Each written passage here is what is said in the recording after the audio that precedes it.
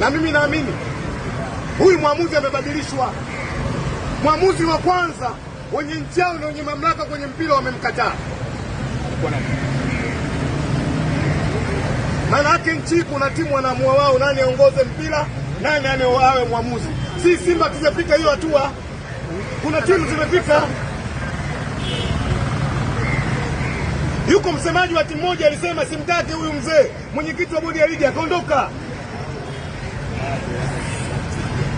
Nasema sina hofu, niko katika jiji la Dar es Salaam, jiji la amani. Mwenyekiti wa ulinzi na usalama ndugu yangu Chalamila anaendelea kunilinda na ndio maana anajidai kwenye mic. Tulia. Kwanza na wewe nina issue na wewe. Wewe na mchezaji mmoja wa timu moja mna tofauti kila siku kuhama ujue. Leo umekuja na sangu. Kuna kitu lazima tuseme tukiweke sawa sawa.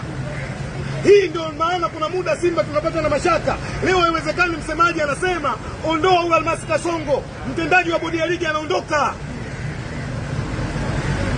Ondoa katibu mkuu Kidau anaondoka. Ondoa mzee Mguto anaondoka. Wale wanaokuja baada ya kusoma historia ambayo mimi nimezungumza, alafu Dar es Salaam Africans wakapeleka jambo lao kwenye ofisi, wanasikilizwa. Na ndio maana mwamuzi wa kwanza alowekwa mimi najua alikuwa nani? Heri.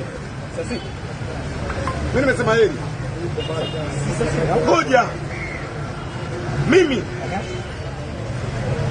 ili nikae kwenye vyombo vya habari nimzungumzie vizuri na Solomon Chuki, kijana kutoka Tanga, ende akatafsiri sheria 17.